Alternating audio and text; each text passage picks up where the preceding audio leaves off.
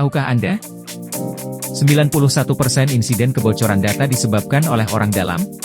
Niat jahat, kelalaian akibat kurangnya kesadaran, atau penyalahgunaan wewenang, semuanya ini bisa menyebabkan kebocoran data oleh orang dalam. Menurut kami, pencegahan proaktif adalah solusi utama. Perkenalkan, kami dari Mark-Ani, perusahaan terdepan dalam solusi insider risk management. Kami mengelola dan mengontrol dengan ketat semua media yang berpotensi menjadi saluran kebocoran, menyediakan lingkungan sistem yang aman dan hanya dapat diakses oleh karyawan yang berwenang. Teknologi watermark kami dapat mencegah kebocoran yang tidak sah dan melacak sumbernya jika terjadi pelanggaran. Selain itu, kami juga memastikan dokumen elektronik dapat dipercaya. Dengan lebih dari 19 juta instalasi, Mark-Ani dipercaya oleh 3.500 klien di 14 negara.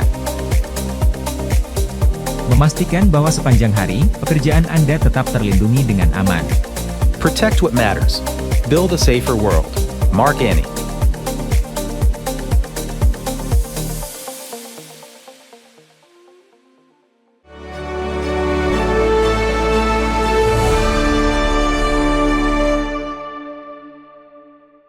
Hello everyone. 안녕하세요. My name is Taeho Kim, and I am in charge of marketing and global business at Mark-Ani. Thank you all for attending this webinar. I appreciate your time and hope you find this seminar valuable. Today's webinar is about complying with Indonesia's PDP law and data security strategy. We will start with a short introduction to Mark-Ani, then explain the PDP law, which has been a big topic in Indonesia lately. After that, we will share ways to follow the law and protect your data. At the end of the seminar, we will also give details about special giveaway events for attendees. So please stay with us until the end. Mark-Ani has been collaborating with top universities in Indonesia for over 10 years. However, many of you may not be familiar with our company.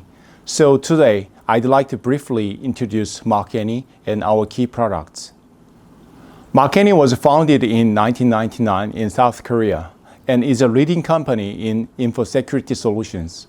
Our solutions are used by Korean government and many companies to protect their valuable information. With over 220 employees, we continuously develop and provide infosecurity solutions to meet market needs. With over 28 years of experience in technology, Mark-Ani offers reliable information security solutions to more than 3,500 customers around the world. Mark-Ani operates in 4 key markets. The first is enterprise information security market. Mark-Ani provides various solutions to protect corporate and organization data. Our key solutions include RMS, also known as EDRM, which automatically encrypt all documents to prevent unauthorized access. We also offer DLP for enterprise data protection, MDM for securing information across different work environments, and unique invisible watermark solutions for screen and document security. The second is anti-forgery e-document market. Mark-Ani holds an 80% market share in the anti-forgery e-document market in Korea. These solutions prevent and detect forgery in certificates and documents issued by government, company, and universities. This increased trust in official documents, and we have already completed a service setup for universities in Indonesia. The third is AI-based video security market. These AI-powered solutions are widely used in CCTV monitoring center. These solutions analyze live video footage in real time to detect important events such as fire, intrusion, and people falling. As CCTV use increased to ensure public safety, this solution helps improve efficiency.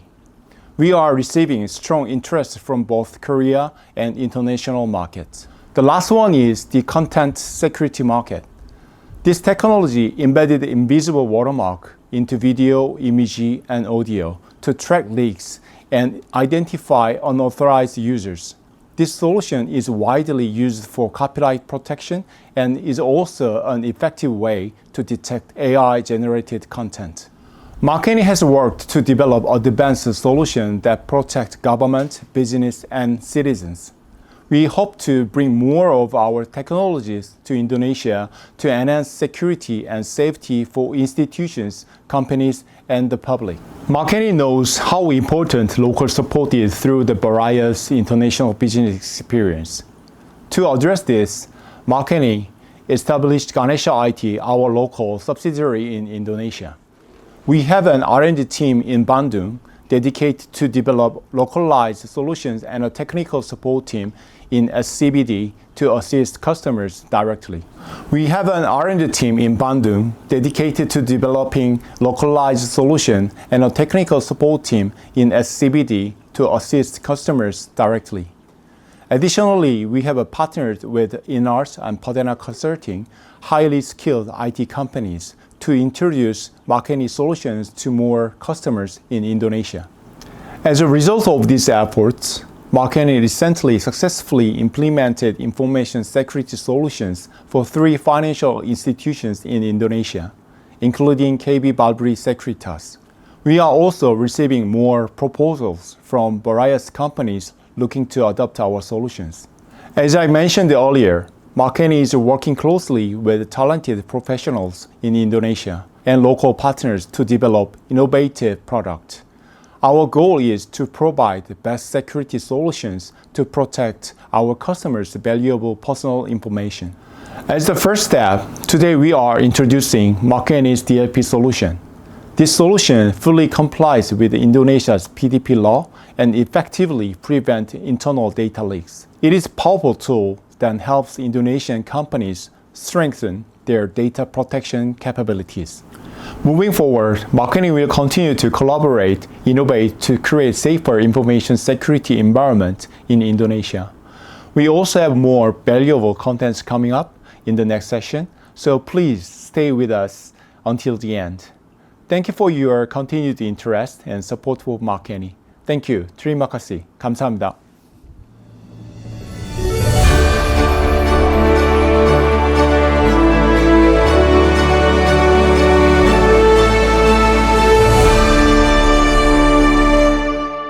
Selamat datang rekan-rekan semua pada webinar kali ini. Terima kasih telah bergabung. Nama saya Mulia Amri, saya adalah expert panel di Kata Data Insight Center. Dan pada kesempatan kali ini saya akan menjadi pemandu bagi diskusi yang sangat menarik tentang Undang-Undang Perlindungan Data Pribadi atau yang biasa dikenal dengan istilah Undang-Undang PDP. Nah, bagaimana sih tantangan yang dihadapi oleh organisasi maupun perusahaan dalam menerapkan Undang-Undang PDP ini dan apa sih pentingnya kita berusaha untuk mencegah kehilangan data atau data loss prevention. Nah, pada kesempatan ini kita mendapatkan kehormatan ya untuk ditemani oleh pakar dalam bidang keamanan data. Di sini ada Pak Budi Raharjo. Selamat datang Pak Budi. Siap. Pak Budi Raharjo adalah dosen di STEI, Sekolah Teknik Elektro dan Informatika. ITB, Institut ITB. Teknologi Bandung. Beliau juga praktisi teknologi informasi, ahli keamanan informasi, teknopreneur, penulis, peneliti, dan juga pemusik, khususnya genre Musik rock. musik rock. Luar biasa. Paket lengkap, Pak Budi. Senang sekali Siap. bisa berada di sini. Kali ini kita mungkin akan lebih banyak membahas soal perlindungan data pribadi PDP. ketimbang musik rock. Tapi nanti lain kali kita bisa bahas. Nah, Kita tunggu ya nanti kita band bersama. Pak Budi, bisa ceritakan nih, apa nih Undang-Undang Data Pribadi ini dan pentingnya apa sih bagi perusahaan maupun bagi masyarakat Indonesia? Siap. Silakan. Karena saya dosen ITB, maka kita sedikit teori dulu ya. Nah, sebetulnya kalau dari segi teori privasi itu apa sih gitu ya? Mari kita lihat slide berikutnya. Nah, jadi kalau kita dalam kacamata security, itu dasarnya itu adalah 3 hal. Confidentiality, integrity, availability. Sering orang bilang CIA, itu nama potongan dari huruf-huruf di depannya gitu ya. Nah, privasi itu masuk bagian dari confidentiality. Jadi kerahasiaan. Awalnya sih itu. Ketika kita bicara tentang rahasia-rahasia, dan kebetulan kalau rahasianya itu terkait dengan data yang bersifat pribadi, maka kita bicara tentang privacy. Jadi privacy itu bagian dari security. Itu secara keilmuannya. Nah, di dalamnya itu bisa banyak hal tentang security dan privacy. Kenapa data kita ya, kita ini tuh menjadi penting? Ini ada contoh kasus. Misalnya nih beberapa waktu yang lalu ada penerimaan dana bantuan sosial, bansos, dana bansos.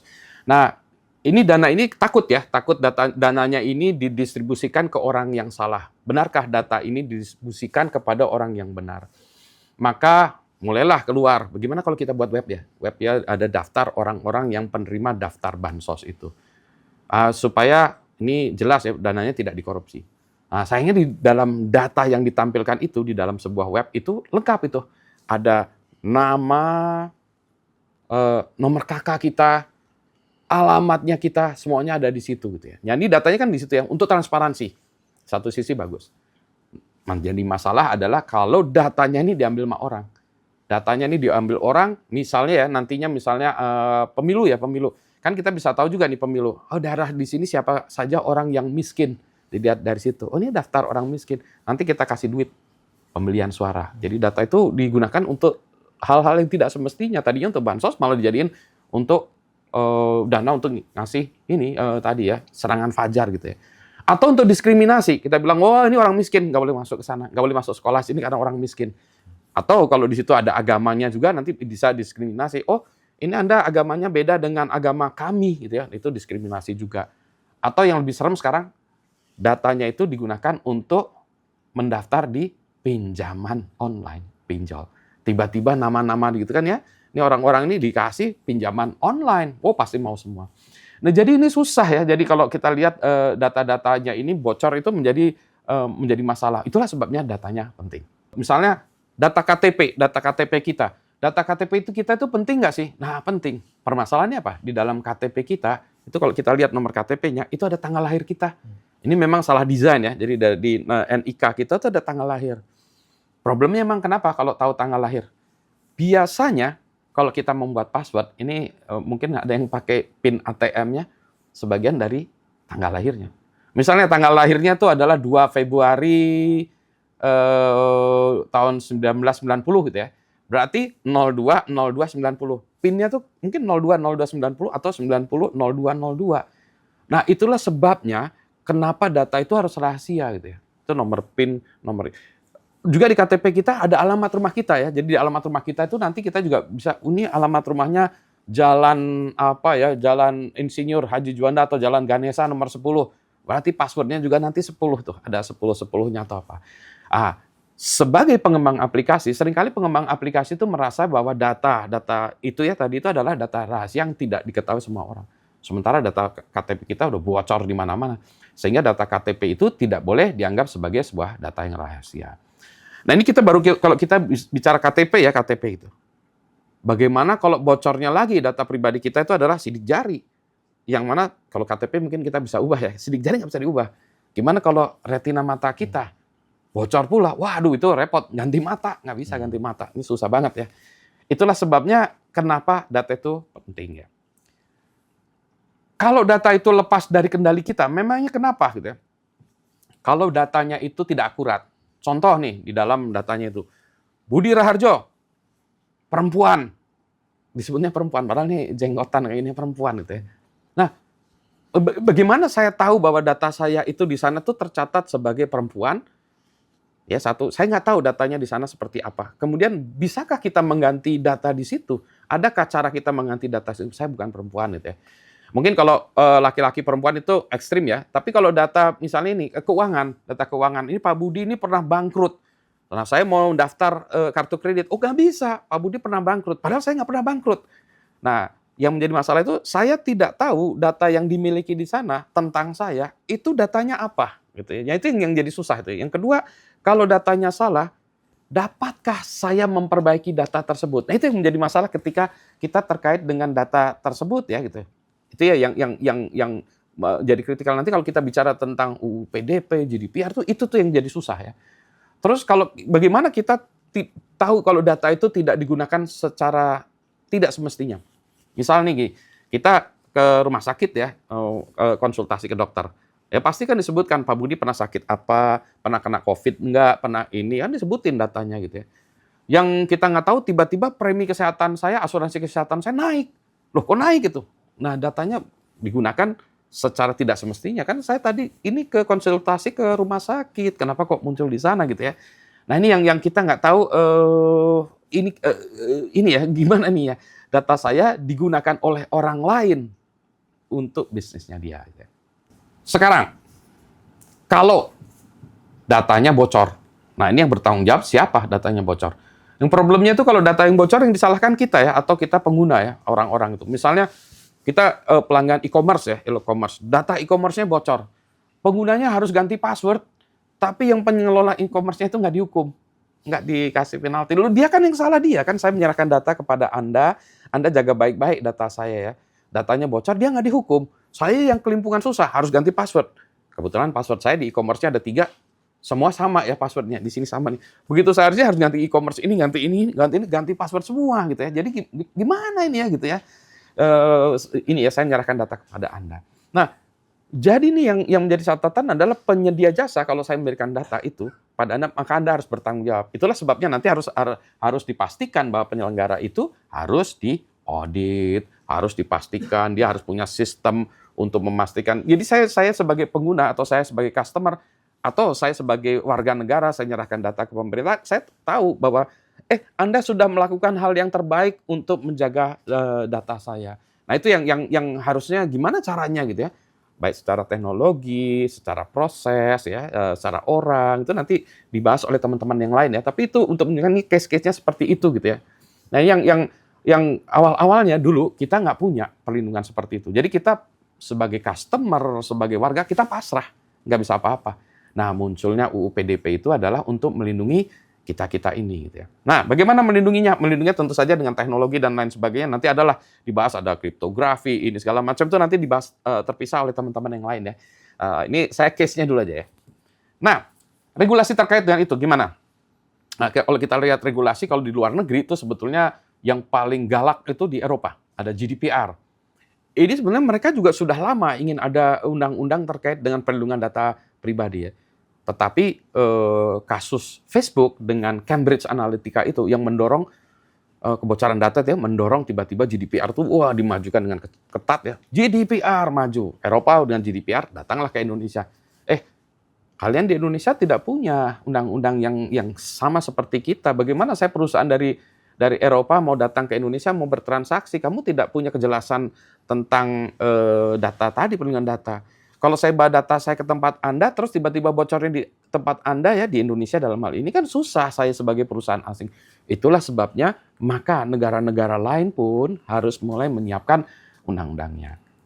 Kalau di kita sebetulnya, UU PDP ini ya, Undang-Undang Perlindungan Data Pribadi ini udah lama prosesnya gitu ya. Dengan adanya dorongan-dorongan itu dan semakin banyaknya kita menggunakan aplikasi yang online ya, teknologi informasi, maka Undang-Undang PDP akhirnya muncul juga. Isi Undang-Undang PDP, nah ini sebetulnya apa sih yang disebut data pribadi? Nah ini ada macam-macam ya. Data pribadi ini definisinya ya, nanti bisa dibaca di undangnya, adalah data tentang orang, perseorangan atau ya, ini ya yang dapat diidentifikasi secara tersendiri atau dikombinasikan dengan informasi lainnya yang bisa mengidentifikasi seseorang, data pribadi itu ya. Intinya itu ya. Nanti kata-katanya silahkan dilihat di UU PDP. Nah, di dalam itu ada dua jenis ya, dua jenis. Yang pertama yang disebut data bersifat spesifik. Ini yang spesifik, misalnya data kesehatan kita, biometrik, ini catatan keuangan kita dan lain-lainnya ya. Itu yang spesifik. Yang umum itu adalah nama, jenis kelamin tadi ya, kewarganegaraan, agama, status perkawinan atau yang lain-lain. Itu yang lebih spesifik ya. Itu yang lebih umum. Nah, di dalam UU PDP itu ada dua hal. Jadi selain saya ya, kita ini sebagai subjeknya, ada juga yang mengelolanya. Saya menyerahkan data itu, ada dua hal. Yang satu yang disebut pengendali. Ya, pengendali itu adalah yang mengendalikan data kita. Jadi misalnya saya datang ke sebuah penyedia jasa atau sebuah pemerintah, saya nyerahkan kepada Anda, maka yang diserahkan tadi adalah pengendali. Ya, dia nanti harus bertanggung jawab apa ini pengendali.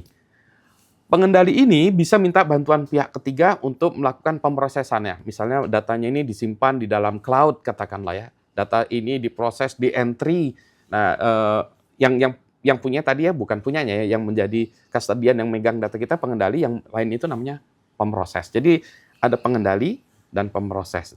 Nah, nanti di situ ada aturan-aturannya. Pengendali harus bagaimana, pemroses harus bagaimana. Mereka lah yang bertanggung jawab terhadap kita. Gitu. Itu ya yang utamanya. Ada satu catatan lagi yang penting, ini adalah tentang UU PDP. Ini titipan saya nih, agak sedikit berbeda dengan mungkin teman-teman yang lain ya. Karena pengalaman kita dengan UU ITE ternyata ada pasal-pasal yang menjadi ya kita sebut pasal karet ya, sehingga harus direvisi. Nah, UU PDP ini harus hati-hati juga kita. Undangnya udah bagus, tapi nanti di ke bawahnya itu ya nanti ada peraturan pemerintah, definisinya lagi ya, penjelasan itu harus lebih baik lagi ya, kita pikirkan lagi. Gini, apakah UU PDP ini sangat membantu atau dia akan menghambat industri di Indonesia atau usaha di Indonesia? Contoh nih, saya perusahaan startup. Startupnya adalah jualan bakso goreng, basreng. Saya jualan startup Pak Budi apa? Jualan basreng. Ya, udah mau jualan basreng. Karena saya ingin jualan, maka saya mengumpulkan data customer saya ya. Kalau mau diskon, daftarkan nama, nomor handphone ya, masukin. Jadi saya jadi pengendali gitu ya. Nah, namanya startup, isinya satu orang, jualan basreng gitu ya. Datanya bocor dong. Nah, kan saya jadi bermasalah. Pak Budi sebagai pengendali bermasalah segala macam gitu ya. Nah, tapi saya kan startup ya. Jadi saya lagi sibuk buat goreng Mas gitu. Jadi data itu, perlindungan datanya itu ya mana saya tahu, kan saya startup ya, atau saya UMKM. Nah, ini susah jadinya gitu ya ini ya. Ya, itu yang pertama itu ya. Jadi kita harus pertimbangkan itu juga. Jangan sampai nanti pengusaha kecil-kecil ini yang mengumpulkan data itu kena. Jadi ini masih menjadi pemikiran saya. Yang kedua, kita juga harus perlu tekankan bahwa privasi untuk orang Indonesia itu berbeda dengan privasi orang Amerika, orang Eropa ya. Orang Indonesia itu tidak terlalu mempermasalahkan privacy, tapi tetap harus dilindungi ya, tapi tidak mempermasalahkan. Dalam artian gini, kalau orang Indonesia, coba deh cek di Facebooknya itu. Nama, alamat, tempat tanggal lahir ada, sekolahnya di mana, lulusan alumni ada ini semua. Saya nanya itu ke orang-orang, kenapa begitu? Kalau ulang tahun ada ucapan selamat ulang tahun gitu ya. Terus kalau ada reunian saya diundang Mas gitu kan ya. Jadi orang Indonesia nggak masalah. Kalau orang asing nggak mau tuh. Kalau misalnya Facebook nanya tanggal lahir Anda apa? Nah, apa urusannya tanggal lahir saya dengan Anda? Nggak ada. Sekolahnya dulu di mana? Apa urusannya sekolahnya? Kalau orang Indonesia beda. Nah, ini yang harus kita jaga ya, culture Indonesia ini ada warna culture Indonesia yang sifatnya lokal.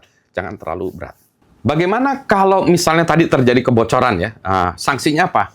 Sanksinya ternyata nggak gampang juga ya. Sanksinya berat juga nih ya. Itu ada dua ya. Sanksinya ada sanksi pidananya, kalau kita lihat ya. Pidana itu bisa pidana penjara maksimum 5 tahun dan atau pidana denda 5 miliar. Nah, ini yang berat ya itu ya. Terus ada lagi, itu nanti bisa dilihat di undang-undangnya, ada yang kalau kita mengungkapkan data pribadi ya, misalnya punya orang, saya buka datanya, saya hacking gitu ya, merusak, ngambil data orang, saya sebarkan, maka itu kena 4 tahun ya pidananya, 4 tahun penjara, dan atau paling lama ya, dan atau 4 miliar ya. Atau kalau saya menggunakan data pribadi punyaan orang, misalnya saya daftar mau masuk hotel, saya namanya siapa, saya ambil gitu ya, kemudian saya itu juga luar biasa ya, 5 tahun dan juga 5 miliar. Atau kalau kita masukkan, ditanya, Anda siapa? Saya bukan Budi Raharja, saya nyebut nama orang gitu. Nah, saya bisa kena 6 tahun, maksimum 6 tahun, dan juga maksimum dan atau 6 miliar. Nah, kalau corporate gimana? Kalau perusahaan, perusahaan itu bisa ditambahin lagi tuh. Ditambahin lagi, dia ambil itu di keuntungan ya, atau keuntungan atau kekayaan yang diperoleh karena tadi melakukan kejahatan yang terkait dengan data pribadi yang tidak sah tadi ya. Jadi itu bisa jadi nanti perusahaannya diambil tuh keuntungannya, kekayaannya gitu ya. Jadi dengan kata lain apa? Bagi Anda yang mengumpulkan data pribadi, yang mengolah data pribadi, maka harus hati-hati. Karena undang-undang ini sudah jelas itu ada sanksinya kalau Anda melakukan kejahatan yang terkait dengan data pribadi. Pak Budi, menarik sekali paparannya tadi ya. Siap. Dan ternyata kalau dilihat dari Undang-Undang Perlindungan Data Pribadi itu udah menyebutkan sanksi. Dan sanksinya nggak main-main juga. Kita lihat tadi bisa penjara sampai 5 tahun, denda sampai 5 miliar gitu. Betul. Sementara ini kita orang-orang Indonesia, perusahaan, organisasi ngumpulin data tuh semakin hari makin sering. Dan kita masuk ke restoran, ditanyain, oh mau urutan berapa, namanya siapa, nomor teleponnya apa. Sekarang bahkan mau makan aja ditanyain nomor telepon. Walaupun ya itu hak kita ya untuk bilang, nggak usah, saya nggak. Dan biasanya nggak masalah. Tapi kalau tadi bahkan ya sebuah UMKM, startup kecil, jualan basreng, ngumpulin data soal pembelinya siapa aja, itu jadi rentan ya terhadap hal-hal seperti itu ya. Nah, ini dia harus menerapkan. Ya sebetulnya kan ini nanti ada peraturan ya, mungkin ada peraturan pemerintah turunannya ya, yang saya belum tahu ya di detail ke bawahnya itu. Jadi memang masih harus diturunkan dalam bentuk peraturan pemerintah dan itu belum sekarang ya. Belum. Oke, kita harus antisipasi berarti ya. Betul. Tetapi prinsipnya adalah bahwa kalau kita mengumpulkan data seseorang, ya kita ya baik saya UMKM, perusahaan kecil, pribadi maupun korporat besar, harus hati-hati. Ini data yang harus dijaga karena dulu mungkin bisa liar, nggak ada ini ya aturannya. Kalau sekarang udah ada kejelasan hukumnya, udah jelas. Anda harus hati-hati. Pak Budi, terima kasih banyak untuk pencerahannya pada sesi kali ini. Pentingnya perlindungan data dan bagaimana perusahaan di Indonesia, organisasi dan bahkan mungkin juga kementerian dan lembaga di Indonesia harus menerapkan ini secara serius, menjaga betul-betul data yang telah diamanatkan oleh warga, oleh konsumen. Jadi terima kasih untuk diskusinya. Semoga menjadi pencerahan juga buat teman-teman yang mengikuti webinar ini. Kembali saya sampaikan bagi teman-teman yang mengikuti, apabila ada pertanyaan, silakan tuliskan di kotak question and answer atau kotak komentar ya. Dan juga isi formulir survei setelah webinar dan kami akan menghubungi Anda kembali. Dan nanti sesudah ini kita akan ngobrol lebih lanjut lagi soal lebih teknisnya dengan narasumber yang lain. Bagaimana kita melindungi data pribadi tersebut. Terima kasih Pak Budi. Siap, makasih ya.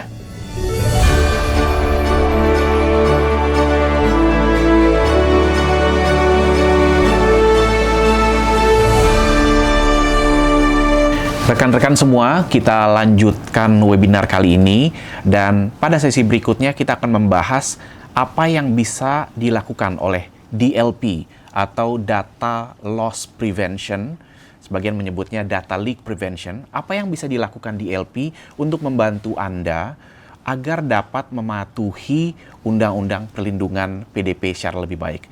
Untuk itu kita akan diskusi lebih dalam dengan Pak Aris Mariadi, CEO dari InArts. Pak Aris, apa nih yang akan kita bahas pada kali ini? Oke. Kali ini kita akan berbicara mengenai meningkatkan keamanan data dengan Mark Ani DLP.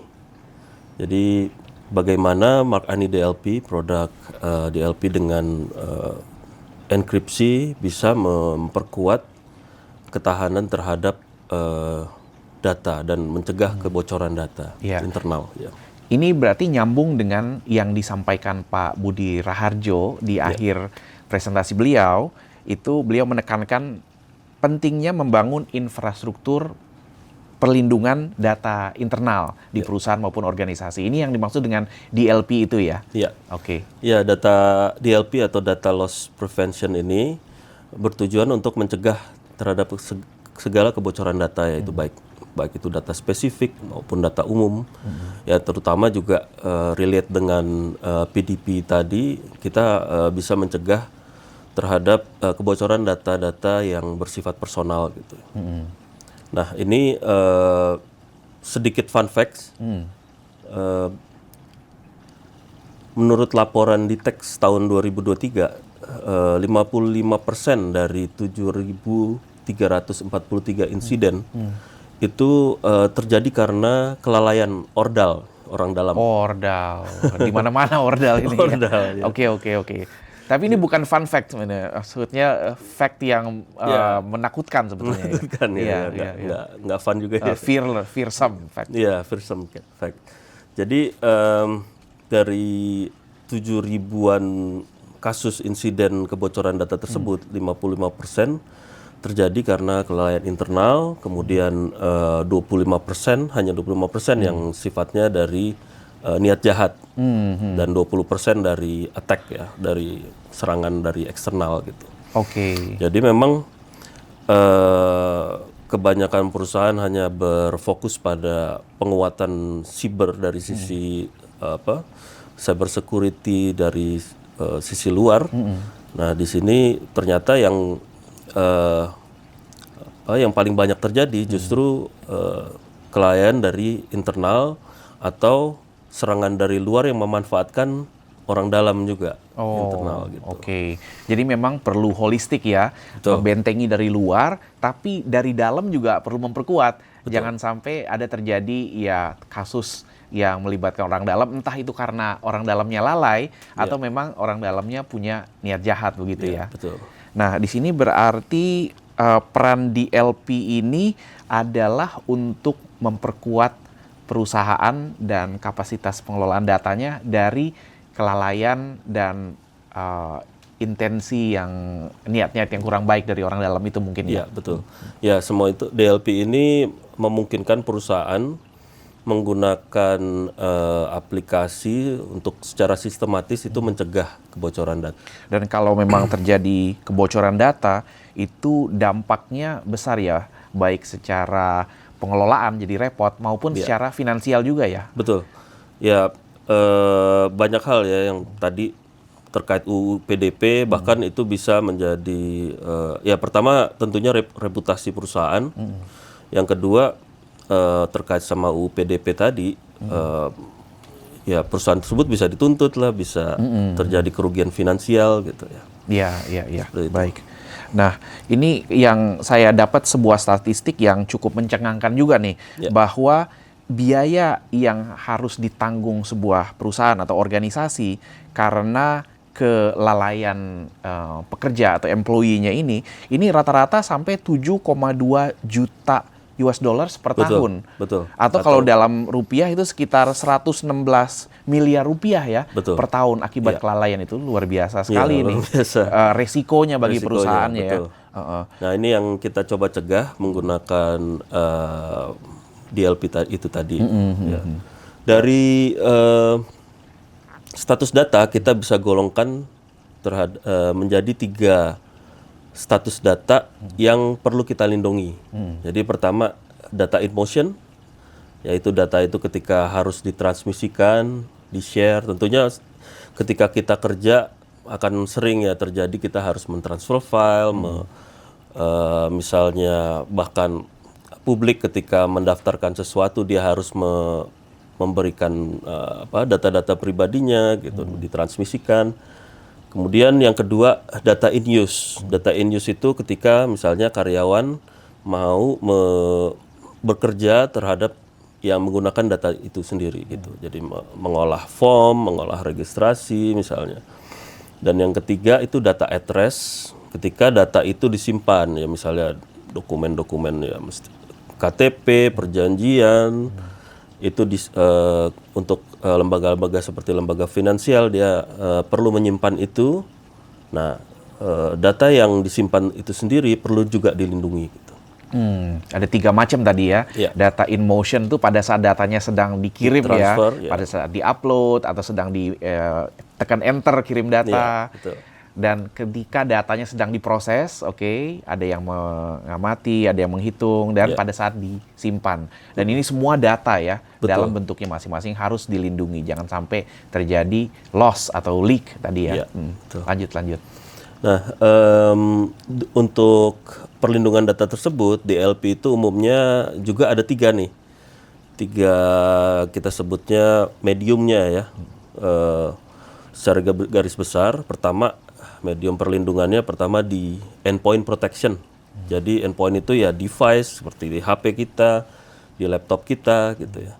Kemudian ataupun di server gitu. Nah, kemudian ada juga network protection.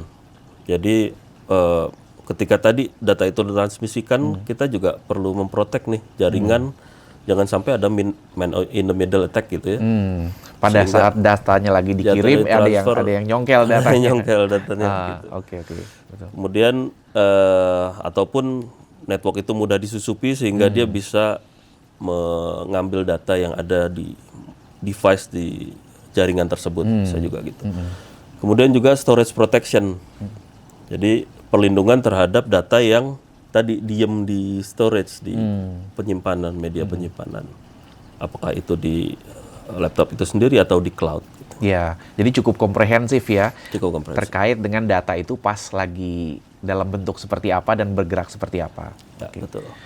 Oke. Nah, tadi Anda juga menyebutkan ya bahwa perlindungan data itu ada di dalam berbagai bentuk data, tapi juga mungkin terkait dengan berbagai bentuk cara kerja perusahaan itu sendiri ya, cara kerja orang-orang yang ada di organisasi. Kalau kita kenal sekarang kan ada pola kerja di kantor gitu ya, ada kerja dari rumah atau dari kafe, luring, ada juga yang hybrid gitu ya.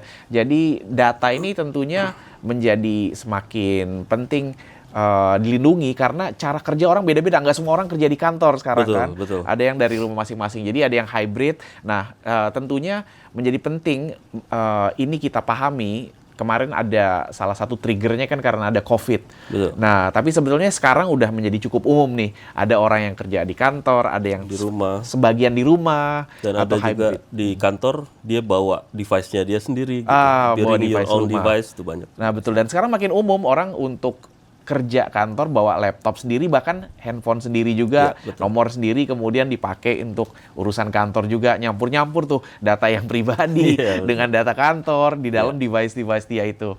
Nah, solusi DLP ini bagaimana nih? Apakah berlaku juga untuk semua bentuk kerja tadi atau ada yang satu yang lebih cocok untuk yang lain ya DLP ini? Ya, ini mungkin jadi spesialnya dari Mark Any DLP ya, karena Mark Any DLP ini tidak seperti solusi DLP lain, di mana Mark Any DLP sudah by default itu memiliki automatic encryption. Jadi file atau data yang tadi tuh ya ada in motion, in use, jadi mulai dari dokumen itu dibuat, ketika di-save itu otomatis langsung terenkripsi. Jadi Dari sejak awal ya berarti? sejak awal. Iya. Ini menarik nih Pak Aris ya, kalau saya lihat fitur enkripsi otomatis yang dari Mark ini agak unik ya di sini ya. Mungkin bisa dijelaskan lebih lanjut. Iya betul. Enkripsi otomatis berarti semua dokumen seperti yang saya sampaikan tadi yang dibuat atau disimpan dalam perusahaan itu otomatis langsung terkunci. Jadi terenkripsi sehingga baik akses maupun membukanya itu dibatasi untuk pihak-pihak dari luar perusahaan. Dan ini adalah cara paling efektif ya untuk mencegah data internal tadi bisa dilihat oleh pihak luar.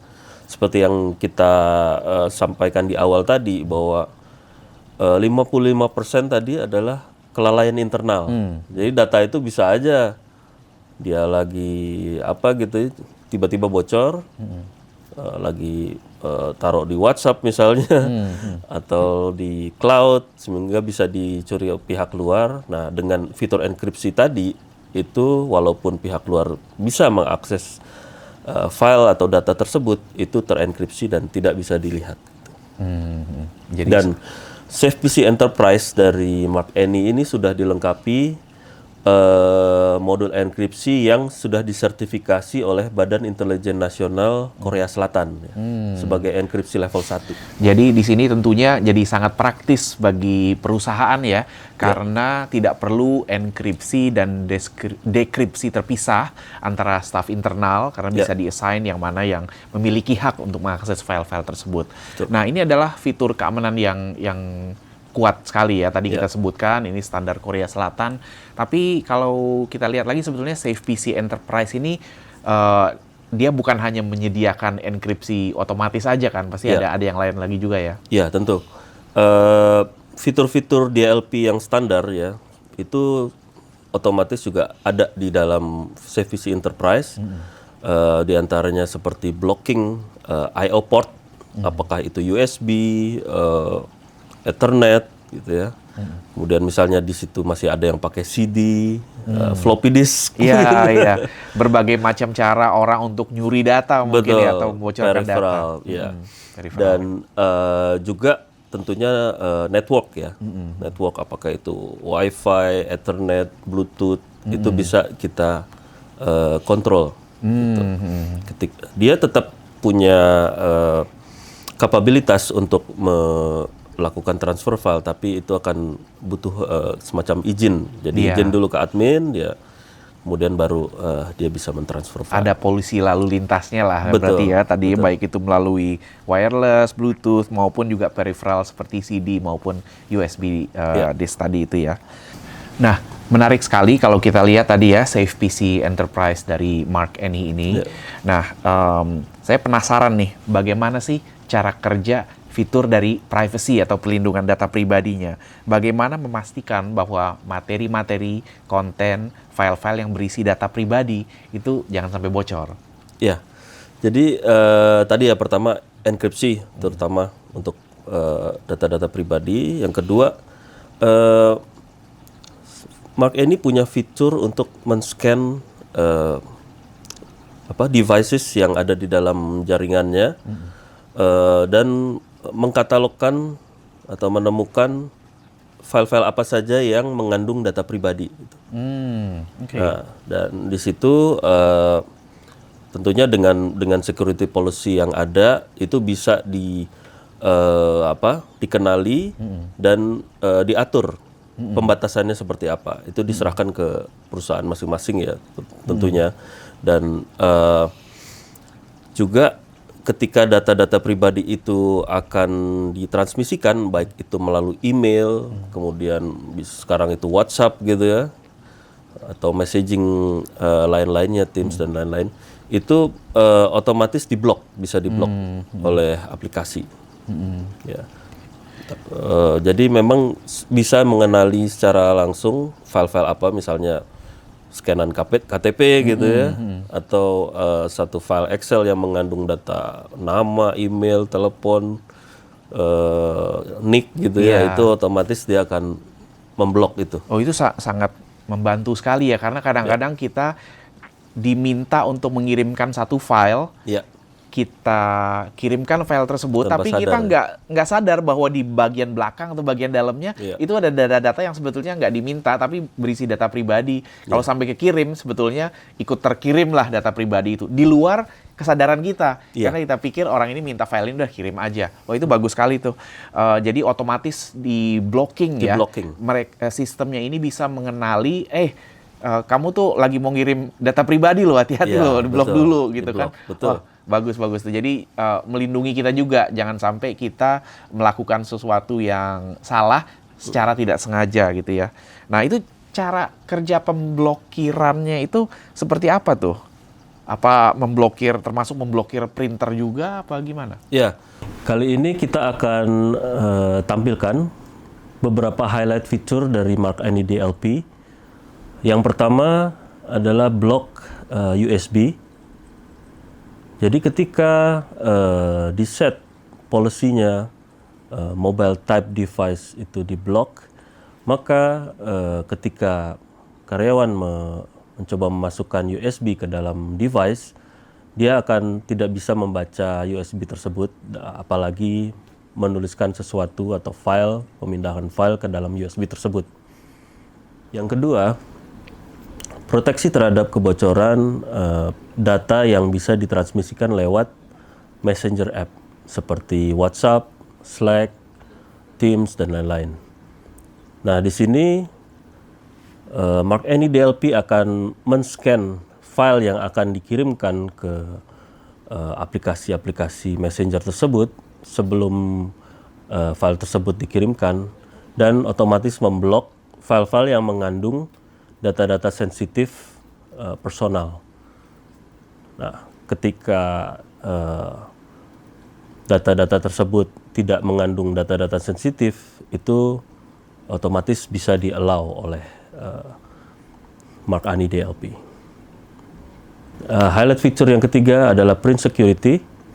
Nah, di sini perusahaan bisa mengontrol setiap output cetak dari dokumen yang ada di perusahaan tersebut.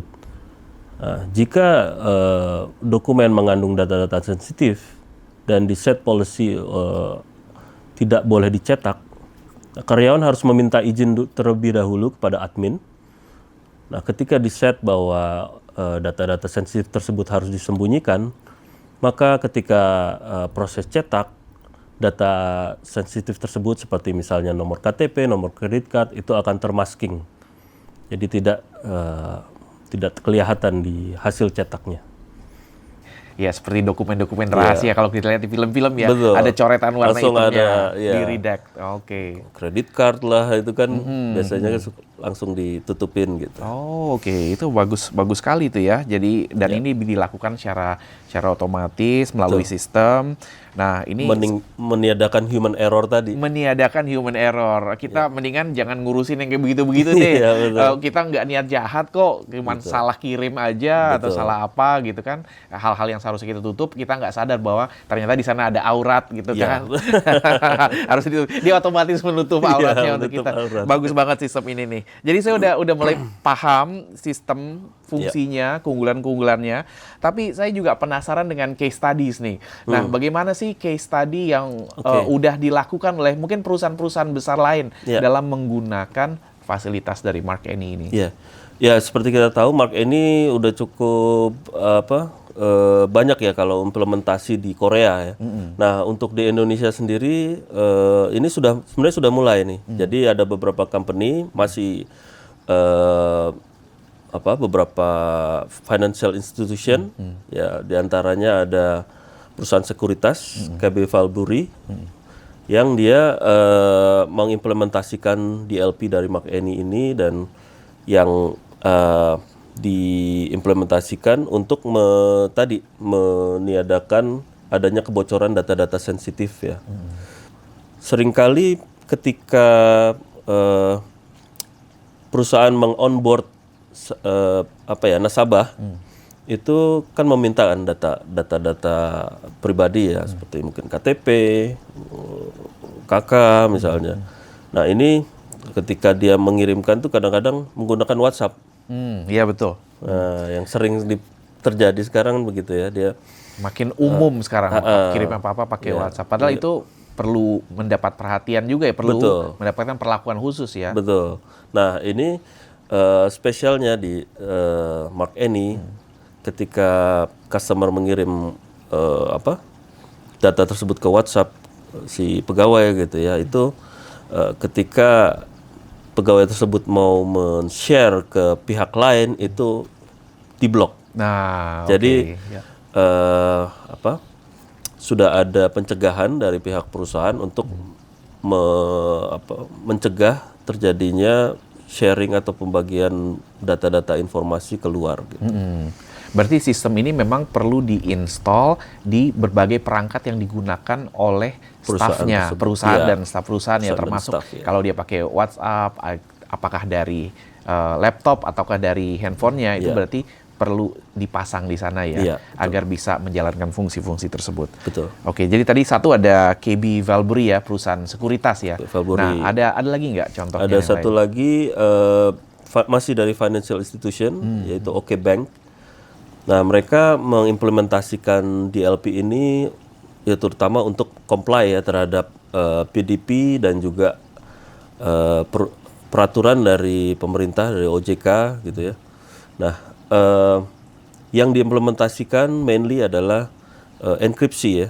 Jadi semua dokumen yang diproduce dan semua dokumen yang ada di lingkungan perusahaan OK Bank itu semuanya terenkripsi sehingga tidak bisa, walaupun itu data tersebut tertransmisikan gitu ya, itu tidak bisa dibuka oleh pihak lain gitu.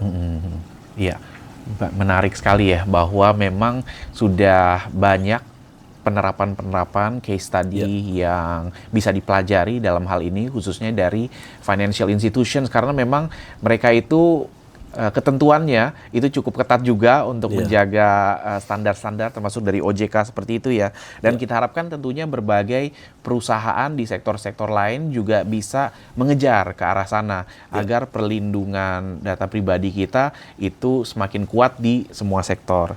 Jadi kalau saya lihat tadi mungkin sebagai kesimpulan yang bisa saya ambil ya. Jadi Safe PC Enterprise ini, produk dari Mark Annie, ini menjaga data pribadi yang memang ada secara internal di sebuah perusahaan yang mengelolanya, dan ini dikendalikan secara ketat untuk Betul. mencegah kebocoran. Jadi dan juga ada enkripsi otomatis sehingga nggak merepotkan Iya. bagi si perusahaannya, dan enkripsi otomatis ini menjaga kerahasiaan tadi itu, menjaga keamanan data pribadi tanpa merepotkan orang dalam, dan juga memastikan bahwa orang luar yang tidak berwenang itu tidak dapat mengakses. Nah, Betul. gitu. Persis seperti itu ya. Betul, betul. Aha. Tapi ada satu hal lagi nih. Nah, gimana? Nah, yang menarik. Jadi Mark Annie DLP ini punya satu modul tambahan juga yang kalau kita tahu tadi ketika print ada watermarking. Nah, di sini Mark Annie memiliki paten untuk invisible watermark. Gimana Nah, ceritain? menarik nih. Invisible watermark ini memungkinkan perusahaan membubuhi ya watermarking setiap dokumen, baik itu ditampilkan di layar maupun di print, itu mengandung watermarking yang kita bisa men-trace berikutnya. Jadi kalau terjadi kebocoran data, si informasi yang bocor tadi kita bisa trace. Ini dari PC siapa ini? Oke, di video tersebut kita bisa lihat bahwa bahkan layar komputer kita, kadang kan orang ketika membocorkan data dia bisa hanya memfoto. Oh iya, pakai handphone, Pakai difoto handphone, layarnya. difoto layarnya gitu ya, kemudian dibocorkan ke pihak lain.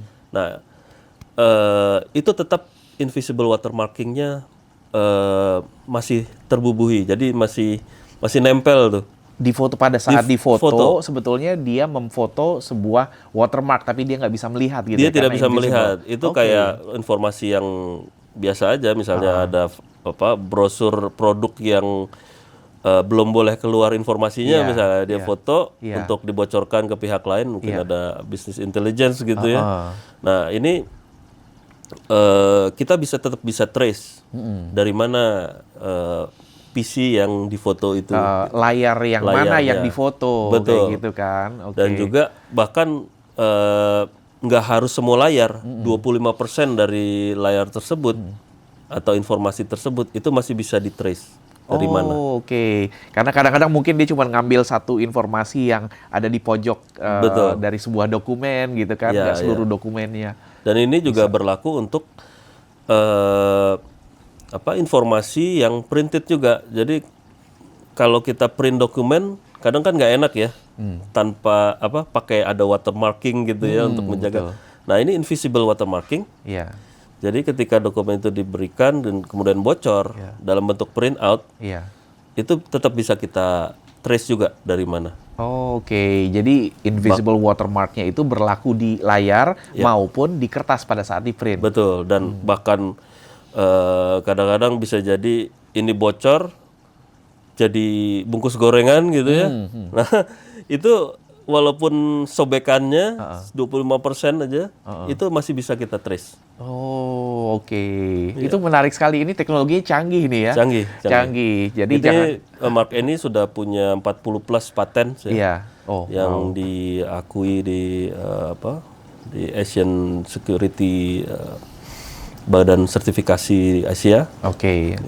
Wah, menarik sekali. Jadi teman-teman pelaku pemrosesan data, pengolahan data, dan lain-lain harus tahu betul ya soal keberadaan teknologi ini dan nantinya kegunaannya untuk perusahaan masing-masing juga agar semakin tinggi skalanya dalam melindungi data pribadi. Tentunya nanti di Indonesia akan ada sanksi, tadi kita bicara dengan Pak Budi, akan ada denda, dan bahkan ancaman hukuman ini Pidana. juga pidana penjara Betul. dan lain-lain.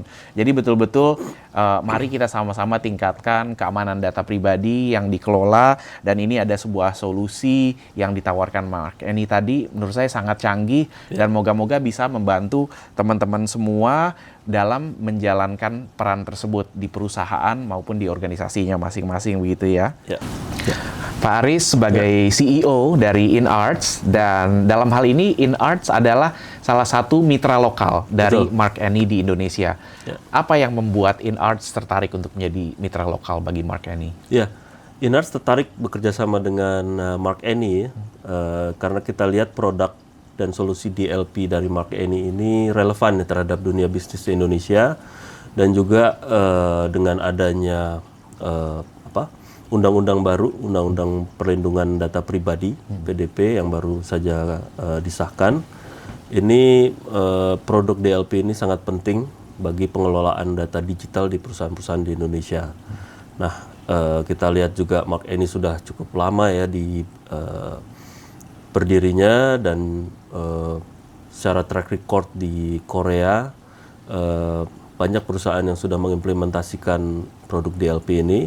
Nah, kita sebagai mitra lokal mau menghadirkan lah solusi ini ke dunia bisnis di Indonesia. Ya, baik sekali. Silakan teman-teman yang masih punya pertanyaan, ingin bertanya lebih lanjut, ingin mengetahui lebih lanjut tentang produk ini, bisa chat ya, bisa chat langsung di webinar ini, di chat di webinar ini. Nanti dari tim kami akan menghubungi Anda, dan silakan juga untuk menghubungi InArts maupun juga Perdana Consulting untuk selanjutnya bisa berdiskusi tentang bagaimana Anda bisa menerapkan solusi-solusi ini di dalam pekerjaan Anda juga. Terima kasih Pak Aris Ya. untuk presentasinya, sangat Sama-sama, mencerahkan. Selamat pagi peserta webinar. Perkenalkan, saya Haris dari Perdana Consulting. Kami telah melayani customer selama 23 tahun di dalam dan di luar negeri di bidang IT.